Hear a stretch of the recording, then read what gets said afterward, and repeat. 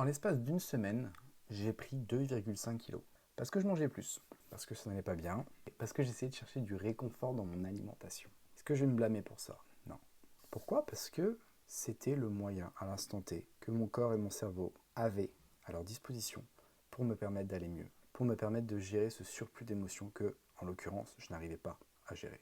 Et je pense que lorsque tu refais face à ces compulsions alimentaires, ou en l'occurrence certaines étaient même des crises, et des fois je mangeais un peu trop, et des fois c'était carrément des crises, déjà la première des choses c'est de ne pas se blâmer pour ça, et d'essayer de comprendre pourquoi. J'ai déjà fait justement d'autres vidéos vis-à-vis de ça, donc je ne vais pas réexpliquer. Et une fois que ça c'est fait, ensuite, on actionne les choses qui ont besoin d'être changées. On essaye de modifier les piliers de nos vies qui posent problème. On essaye d'apporter des petites modifications. Et on essaye justement, plutôt que d'aller chercher du plaisir sur le court terme, là en l'occurrence via l'alimentation, on essaye d'aller chercher des actions qui certes vont pas être aussi satisfaisantes que de se taper un pot de Nutella avec des cracottes et du lait ou des princes avec du lait ou peu importe, t'as compris, mais qui vont nous permettre sur la durée d'aller mieux.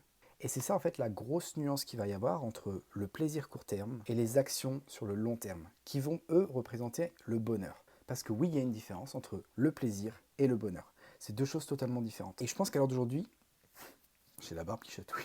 Et je pense qu'à l'heure d'aujourd'hui, on est trop dans ce truc de il me le faut maintenant. D'accord? Et je le vois avec mes élèves, lorsqu'ils commencent l'accompagnement, ils sont en mode il me faut un changement maintenant, frérot. Je paye pas un coach pour attendre 3 mois. Ah bah désolé, je peux pas aller plus vite que la musique et je peux pas aller plus vite que ce que ton corps est capable de faire.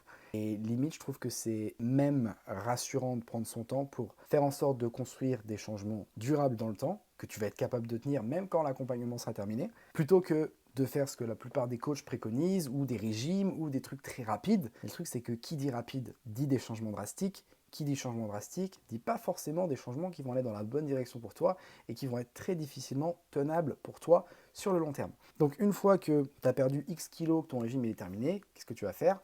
Tu vas revenir sur tes anciennes habitudes et rien n'aura changé. Et c'est pour ça que 80% des personnes qui suivent un régime reprennent leur poids, voire même reprennent plus. Parce qu'elles ont tellement été frustrées pendant plusieurs semaines, pendant plusieurs mois, qu'ils sont en mode, vas-y, c'est open bar. Mais sauf que ton corps, lui, va s'adapter à ce que tu fais à l'instant T. Il va s'adapter à ta routine de l'instant T. Donc oui, si pendant 2 mois, tu fais très attention, tu manges que des haricots verts avec du poulet, oui, tu vas perdre du poids. Oui, ton corps va changer. Mais si tu reviens à tes habitudes d'avant, ton corps va changer aussi. Genre, si toi tu changes, pourquoi le corps ne changerait pas? Tu vois ce que je veux dire?